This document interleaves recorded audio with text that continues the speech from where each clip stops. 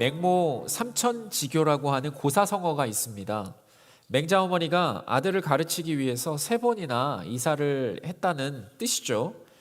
이 뜻의 핵심은 뭐냐면 인간의 성장에 있어서 환경이 정말 중요하다라고 하는 것이죠.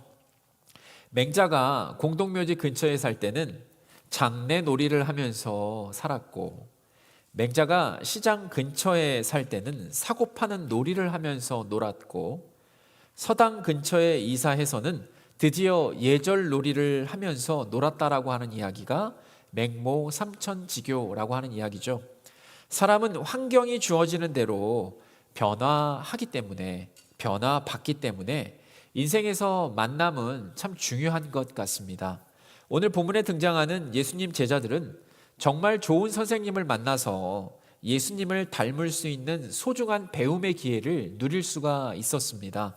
오늘 본문을 통해 제자들이 예수 그리스도, 하나님의 아들 그리스도의 영향을 받을 수 있었던 이유와 우리도 예수님의 영향을 누리기 위해 필요한 것이 있다면 그것은 무엇일까?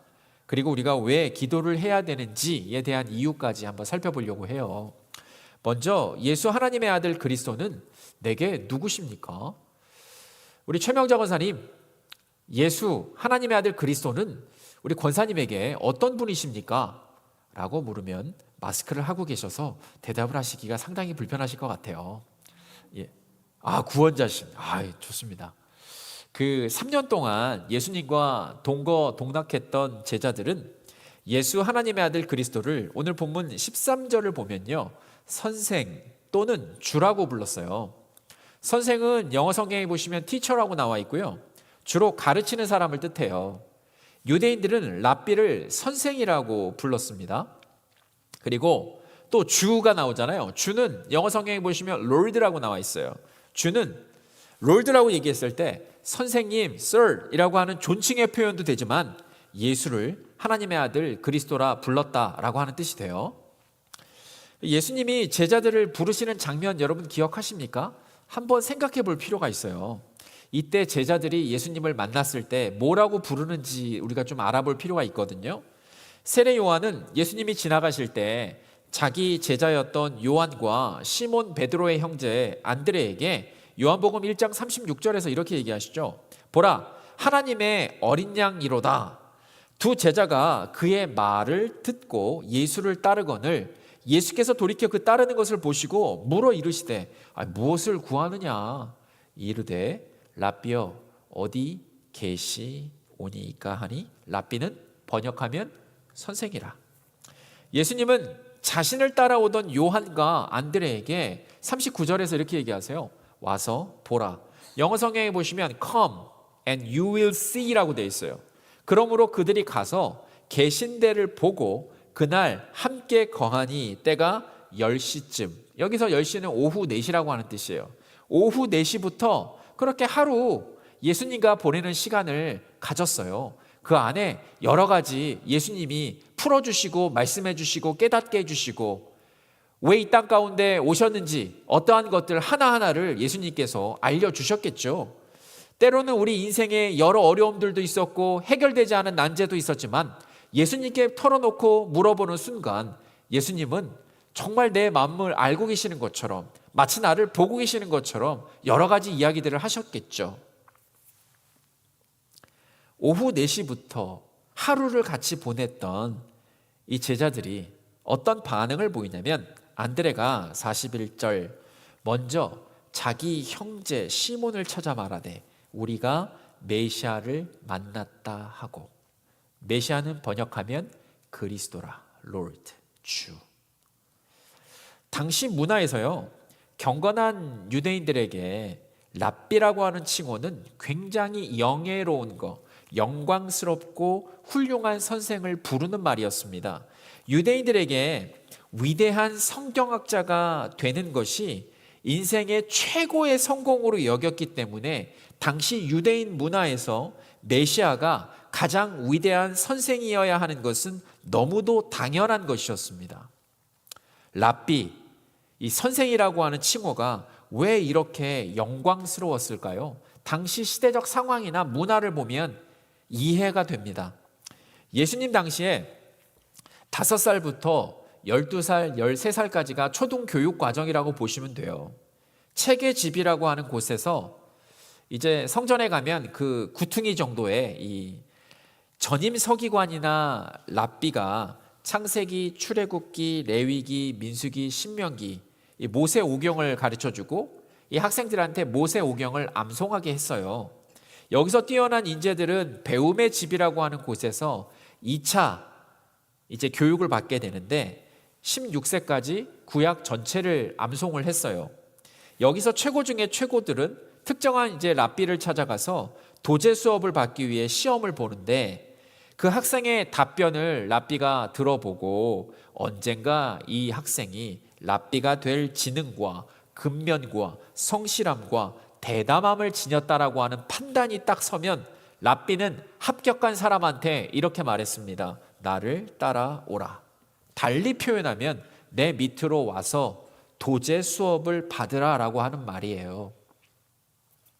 결국 예수님께서 제자들을 부르실 때도 와서 보라, come and you will see 라고 얘기하셨고 그물을 털고 있는 제자들한테 뭐라고 얘기하셨어요? 나를 따라오라 하신 말씀은 제자들을 그 당시 문화적 상황으로 놓고 보더라도 도제 수업으로 부르신 것입니다. 도제의 뜻은 뭐냐면요. 무리 도자의 제자 제자입니다. 무리 도의 제자 제. 그러니까 선생과 제자가 함께 무리를 지어서 함께 가는 것이 도제예요. 선생님이 커리큘럼대로 어떠한 교습하는 방식이 아니라 제자가 선생의 실무를 보조하면서 실제적으로 배우는 방식이 도제 방식입니다. 그러므로 수업이 삶 자체입니다. 예수님과 제자들은 늘 함께 가고 함께 먹고 제자는 가족과 고향, 가업을 떠나서 일주일 내내 24시간 내내 선생을 따라다니게 됩니다. 수업 시간은요 대중이 없어요. 오전, 오후, 저녁 개념이 없습니다. 매일 종일 선생과 함께 해야 합니다. 이것이 도제 수업입니다. 선생 아래에서 훈련을 받는 이 도제 수업의 핵심은 언젠가 스스로 랍비가 되기 위함입니다.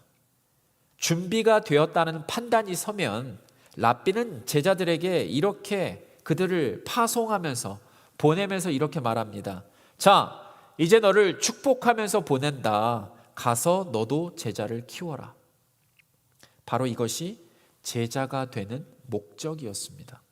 결국 랍비가 제자를 키우는 것처럼 예수님이 선생이 되어 제자들을 키우는 것은 도제, 선생과 제자가 무리지어 함께 가는 것입니다.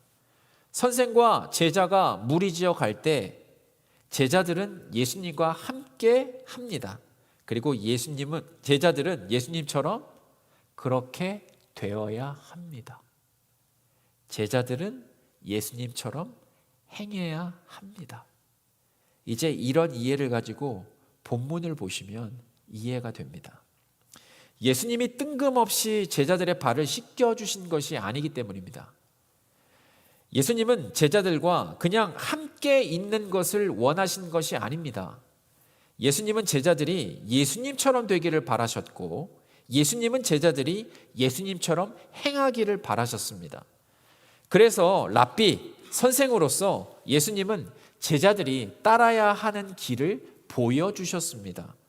예수님은 제자들에게 오늘 본문 13절에서 너희가 나를 선생이라 또는 주라 하니 너희 말이 옳도다. 내가 그러하다 라고 말씀하시죠. 예수님은 뭐라고 말씀하신 거냐면 내가 제자들에게 선생, 랍비고 내가 제자들을 영원한 생명으로 인도하는 예수 하나님의 아들 그리스도이다. 이렇게 말씀하신 거예요. 계속해서 오늘 본문 14절 15절에서 내가 주와 또는 선생이 되어 너희 발을 씻었으니 너희도 서로 발을 씻어주는 것이 옳으니라. 15절 내가 너희에게 행한 것 같이 너희도 행하게 하려 하여 본을 보였노라. 예수님은 어떻게 제자들이 예수님처럼 되어야 하는지, 어떻게 제자들이 예수님처럼 행동해야 하는지 본을 보여주십니다. 여기서 오늘 본문에 등장하는 본의 뜻은 뭐냐면 원어를 찾아보면 모델 혹은 패턴이라고 하는 뜻이 있어요. 모델, 패턴. 그러니까 예수님이 제자들에게 직접 모델 혹은 패턴을 보여주신 이유가 있습니다. 여러분, learning이라고 하는 영어로 배움에는 learning이죠. 그죠? 이 배움에는요, 동양과 서양의 차이가 있다는 거 들어보셨죠? 러닝을 할 때 동양과 서양은 근본적으로 달라요. 어프로치 자체가. 동양은 learning by doing이에요. 행동으로 직접 배우는 게 동양이고요. 서양은 learning by listening이에요. 들으면서 배워요, 서양은. 이게 굉장히 달라요. 예를 들어 드릴게요.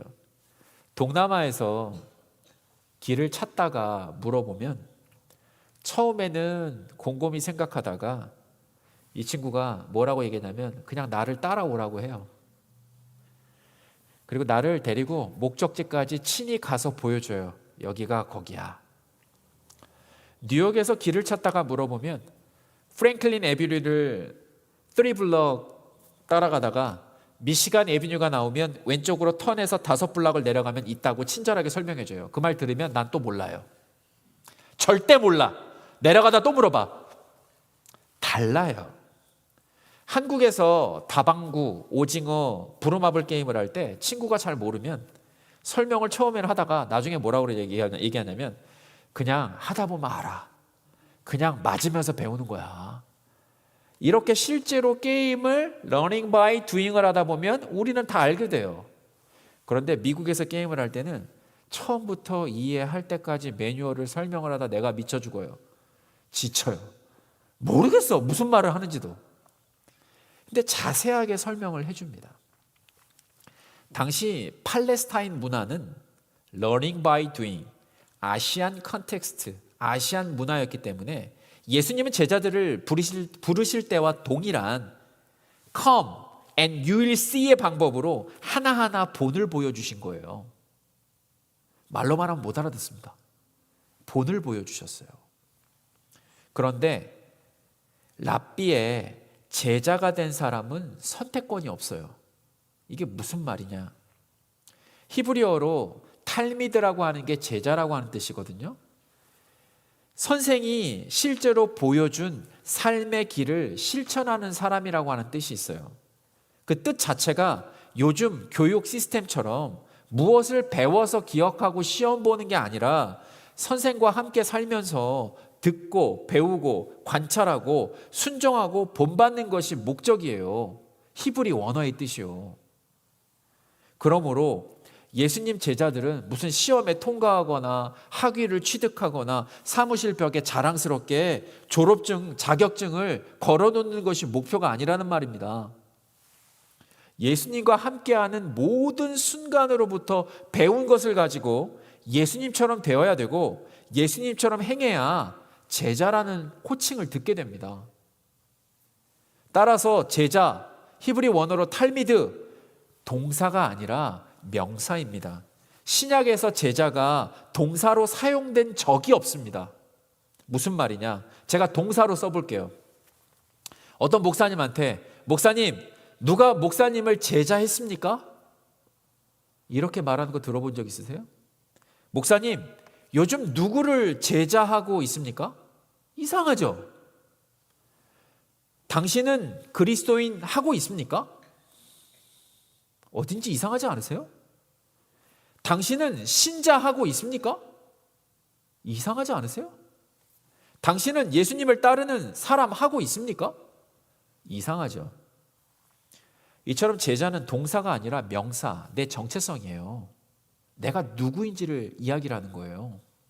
언어는 그냥 만들어지지 않습니다. 언어는 반드시 사용되는 용례가 있고 계속해서 구전돼서 사용되어 내려온 이유가 있습니다.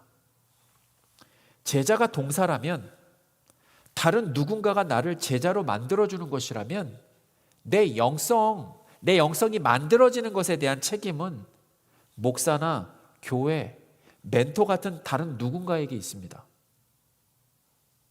그러나 제자가 명사라면, 내 정체성에 관한 것이라면, 내가 누구인지에 관한 것이라면 예수님 외에 다른 그 누구도 나를 제자로 만들 수가 없습니다. 도제의 삶으로 부르시는 예수님의 초대는 내가 선택해야만 하는 것입니다. 안 그러면 제자가 되지 못하잖아요. 아니, 랍비가 억지로 제발 내 제자가 되어달라고 말한 적도 없고, 제자가 랍비를 먼저 찾아와서 제자가 되겠다고 하지 않았습니까? 그래서 랍비가 제자에게 나를 따라오라 하지 않았습니까? 시험에 합격해서. 그러므로 랍비, 선생, 이 예수님이 14절에서 내가 주와 또는 선생이 되어 너희 발을 씻었으니 너희도 서로 발을 씻어주는 것이 옳으니라. 15절, 내가 너희에게 행한 것 같이 너희도 행하게 하려 하여 본을 보였노라 말씀하십니다. 너무도 당연하고 명확합니다. 예수님이 선생이시고 내가 선생의 제자가 되겠다라고, 내가 예수 그리스도를 나의 구주 나의 하나님으로 영접하셨다면 그것을 따르는 것이 옳다라고 말씀하고 계시는 거예요. 예수님이 강요하셨습니까? 절대 그런 적이 없습니다. 그건 우리의 선택이었습니다. 그렇다면 지금 본질은 여기서 무엇입니까? 많은 사람들은 더러운 발에 초점을 맞춰서 말합니다. 그러나 본질은 선생이신 예수님이 행한 것 같이 제자들도 행하게 하는 것이 중요한 핵심이요 본질입니다. 지금 더러운 발 가지고 얘기할 때가 아닙니다. 그렇다면 선생이신 예수님이 행한 것 같이 우리가 제자로서 행할 수 있을까요? 어떻게 할 수 있을까요? 방법이 있어야 될 거 아닙니까? 그죠? 예수님의 마음을 품어야 합니다. 예수님의 마음을 품어야 가능합니다. 세상은 저와 여러분들을 그리스도인이라고 부릅니다. 안디옥에서 제자들이 가르침에 따라서 예수님처럼 되었을 때, 예수님처럼 행했을 때 사도행전 11장 26절에서 이런 말씀이 나와요. 제자들이 안디옥에서 비로소 그리스도인이라 일컬음을 받게 되었더라. 자기 자신들이 얘기한 게 아니에요. 그렇게 누군가 불러주기 시작했어요. 제자들에게서 예수 닮은 모습들, 이 여러 모습들이 있을 거예요. 빙이라고 하는 존재의 그런 모습들도 있어요.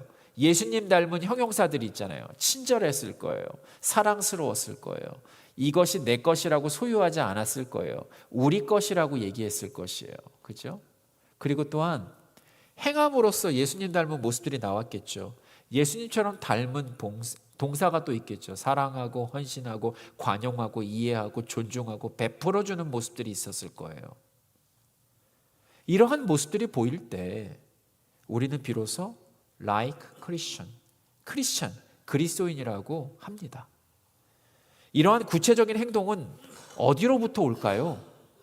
바로 마음에서 옵니다. 내 마음에 있는 사랑은 나라는 사람의 행동으로 드러난다라고 말씀드렸고, 내가 속한 모든 공동체에 영향을 끼치게 된다라고 말씀을 드렸죠. 그래서 예수님께서 마가복음 12장 29절 30절에서 이렇게 말씀하십니다. 가장 중요한 첫째 계명을 설명하실 때 이렇게 하시거든요.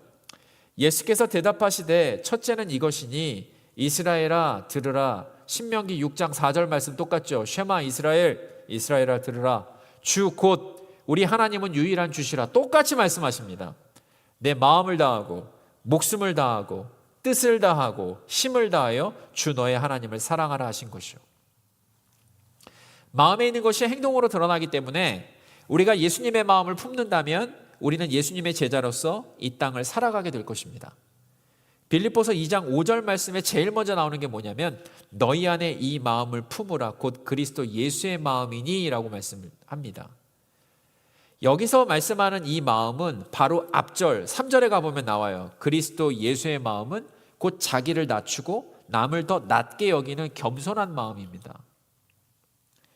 예수님의 겸손한 마음은 뭐였냐면 그는 근본 하나님의 본체시나 자기를 비워 사람들과 같이 되셨고 자기를 낮추고 십자가에 죽기까지 복종하신 그 겸손한 마음, 아무런 죄가 없는 하나님이 임마누엘로 이 땅에 오셔서 죄인 가운데 거하셨지만 세상이 그를 알지 못하였고 자기 땅에 오매 자기 백성이 영접하지 않고 온갖 수모와 모멸과 핍박을 받으시고 마지막에는 죄인들과 함께 십자가에 달리셨습니다. 이것이 예수님의 겸손한 마음이었어요. 그게 행동으로 드러나셨어요. 임마누엘로 이 땅에 오셨어요. 십자가에 달려 죽으셨어요. 그죠? 이게 예수의 마음이에요. 또 예수님의 겸손한 마음은 요한복음 13장 1절에 보니까 세상에 있는 자기 사람들을 사랑하시되 끝까지 사랑하시니라.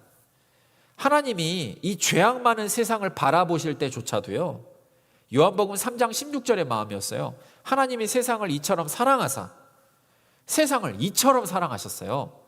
독생자를 그래서 주셨네요. 사랑하는 마음이 있으니까 독생자를 주신 거예요.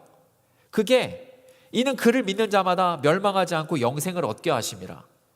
심지어는 마귀가 가롯 유다의 마음에 자신을 팔려는 생각을 넣었다. 이게 원어가 뭐냐면 마귀가 유다의 생각과 행동을 조절하는 것을 알고 계셨지만 내치지 않으시고 기꺼이 끝까지 사랑하시면서 그 대가를 십자가에서 치르셨어요. 그게 예수님의 겸손한 마음이에요. 세상을 이처럼 사랑하셨는데 마귀한테 여기저기 쏠리고 온갖 분란을 만드는 가롯 유다조차도 품고 포용하신 거, 마음에 그 마음이 있었기 때문에, 그죠? 행동으로 드러나셨던 그게 예수님의 마음이거든요. 또 하나, 예수님의 겸손한 마음은 나를 부인하는 마음입니다. 당시 팔레스타인 지역 사람들은요, 손님을 맞이할 때 화정의 의미로 발을 씻겨 주었어요.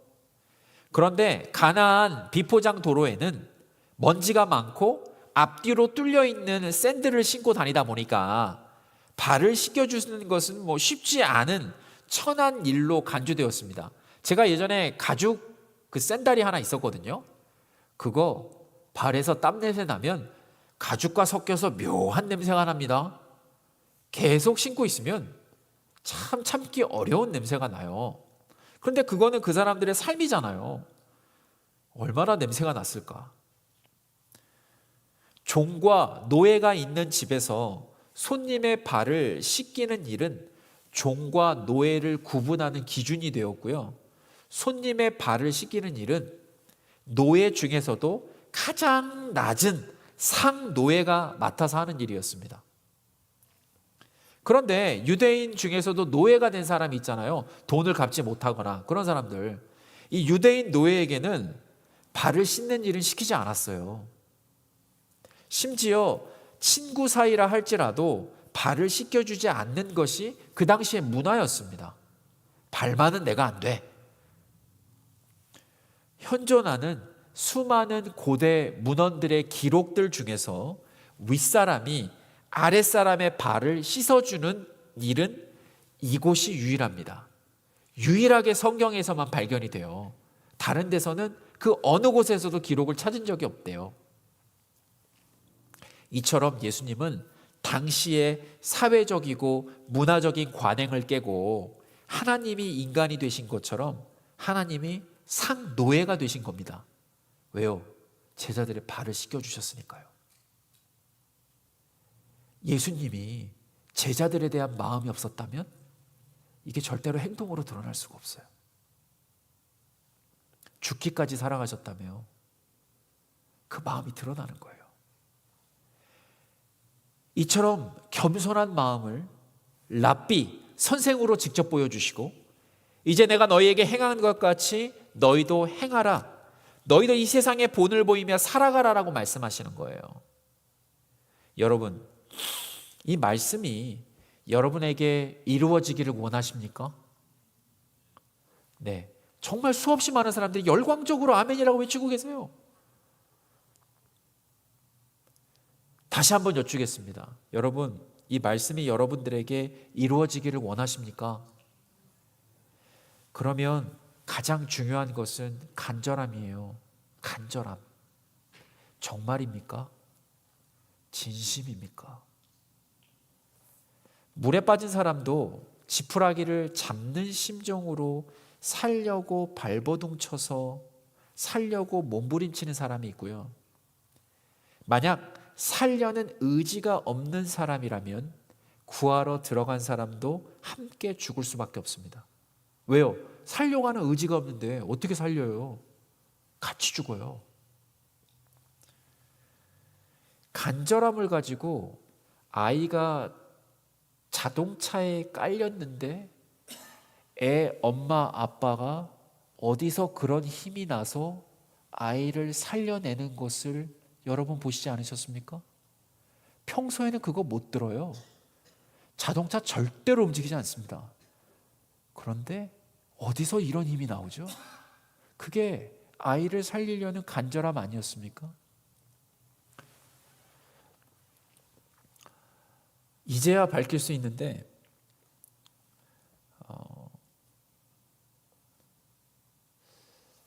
논문을 쓰는데요. 원래는 이렇게 익스텐션이라 그래서 기한을 원하는 만큼 주는 게 보통 학교의 관례예요. 2번까지 익스텐션 할 수 있는데 담당자가 저한테 뭐라고 얘기했냐면 제가 익스텐션을 요청을 했을 때 작년 기준이죠. 12월까지 마치지 못하면 그냥 여기서 끝이라고 얘기를 하더라고요. 제가 논문을 작년 10월, 11월, 12월 3달간 썼어요. 그 전부터 쓴 게 아니에요. 그 전에 그렇게 쓸 수 있는 시간적 여유가 없었어요. 교회 일이라고 하는 게 그렇잖아요. 3달간 이렇게 쓰는데 간절함이 있었겠죠. 그동안 저도 최선을 다해서 콜스워크를 했었고 그리고 여기까지 왔다면 하나님의 뜻이라면 하나님 삼손의 기분이었을 것 같아요. 하나님 마지막으로 힘을 주시면 어떻게라든지 쓸 수 있을 것 같다라는 생각을 했던 것 같아요. 근데 그 간절함이 한 3달 정도 90일이잖아요. 이건 도저히 인간의 힘으로는 안 되는 것 같아요. 정말 내 삶에 내 인생의 간절함과 절실함으로 변화되려는 마음이 있어야 그때부터 진정한 변화가 시작됩니다. 정말 절실한 마음이 없으면 아무런 변화는 기대할 수가 없습니다. 이스라엘 민족들이 너무 힘든 노동으로 죽을 것 같은 탄식과 있는 힘을 다해서 하나님을 간절하고 절실하게 찾을 때 출애굽기 2장 23절에서 이 장면이 나와요. 이스라엘 자손은 고된 노동으로 말미암아 부르짖는 소리가 하나님께 상달된지라. 너무 힘들어서 주님 죽을 것 같아요. 나는 정말 이 땅에서 이러고는 못 살 것 같아요. 하나님께 전해졌어요. 24절 하나님의 그들의 고통의 소리를 들으셨다 말씀합니다. 때로는 이런 생각 들지 않으세요? 내 한숨조차도 주님이 들으실까? 내가 이러면서 이 땅을 살아야 되나? 라는 그런 마음도 들 때가 있잖아요. 인생의 무게가 너무 힘들면. 근데 그게 하나님께 상달된다네요. 그리고 하나님이 그 고통의 소리를 들으셨다라고 말씀하시고 모세를 보내십니다. 사무엘상 1장 10절에 보니까 한나가요. 아들이 없어가지고 얼마나 힘들었어요. 마음이 괴로워서 여호와께 기도하고 통곡하며 기도했는데 1장 19절에 보니까 여호와께서 그를 생각하신지라. 이게 뭐냐면요. 영어 성경에 보시면요. The Lord remember her예요. 하나님이 기억하세요. 내가 주님 앞에서 구르면서 눈물을 흘리면서 토해내면서 기도하는 모든 것들 하나님이 기억하신대요. 내가 랍비 선생이신 예수님의 제자로서 예수 닮은 모습이 보이지 않고 예수님처럼 행하지 못한다면 우리는 간절함과 절실함으로 살아계신 하나님 앞에 통곡해야 됩니다. 그게 맞습니다. 오늘 말씀처럼 그게 옳습니다. 예수 하나님의 아들 그리스도의 마음을 품어서 예수님처럼 곧 나를 낮추고 남을 낮게 여기는 겸손한 마음을 놓고 끈질기게 하나님 앞에 기도해야 합니다. 야곱이 야복강에서 하나님이 축복하시지 않으면 절대로 물러설 수 없다고 말하면서 버텼던 것처럼 내 고질적인 연약함, 내 만성적인 안일함, 내 천성적인 완악함은 황소의 힘줄보다도 질기고 강하고 드샘을 하나님 앞에 간절히 구할 때 하나님은 응답하십니다. 잠언 8장 17절에 보니까 나를 사랑하는 자들이 나의 사랑을 입으며 나를 간절히 찾는 자가 나를 만날 것이니라 말씀하십니다. 할렐루야. 예레미야 29장 13절에 보면 너희가 온 마음으로 나를 구하면 나를 찾을 것이요 나를 만나리라. 이 땅을 살아갈 때 사도 바울은 로마서 12장 2절에서 이렇게 권면합니다. 너희는 이 세대를 본받지 말고 오직 마음을 새롭게 함으로 변화를 받아 하나님의 선하시고 기뻐하시고 온전하신 뜻이 무엇인지 분별하도록 하라. 예수의 제자들은 세상의 죄인들과의 그 삶이 질적으로 다른 삶을 살아야 한다라고 말씀하고 있는 거잖아요. 우리 몸을 거룩한 산 제물로 날마다 죽일 때 이 세대를 본받지 않고 변화를 받을 수 있습니다. 날마다 내가 죽을 때, 날마다 내가 약할 때 강함 되시는 주님으로 인해서 이 세대를 본받지 않고 변화를 지속적으로 받을 수 있다라고 사도 바울은 말씀하고 있습니다. 간절하게 우리 안에 살아계신 주님께서 우리 삶을 주장하시고 다스리실 수 있도록 기도하고 내가 날마다 죽고 내가 약할 때 강함 되시는 주님으로 인해서 세상 사람들과 전혀 다른 하나님이 기뻐하시는 삶을 살아가게 됩니다. 이것은 저의 말이 아니라 사도 바울이 로마서 12장 1절부터 2절까지 저와 여러분들에게 권면하는 말씀입니다. 살아계신 하나님의 말씀입니다. 바라기는 랍비, 선생이신 예수님과 동행하는 우리의 모든 삶이 제자로서 예수님처럼 되기를 주님의 이름으로 축복합니다. 예수님과 동행하는 우리의 모든 삶이 제자로서 예수님처럼 행하기를 주님의 이름으로 축복합니다. 이러한 모든 것을 주님 만나는 그날까지 이루기 위해 간절함과 절실함으로 기도하셔서 이 세상의 예수 닮은 모습이 이 세상을 뚫고 변화된 모습으로 끊임없이 증거되기를 주님의 이름으로 축복합니다.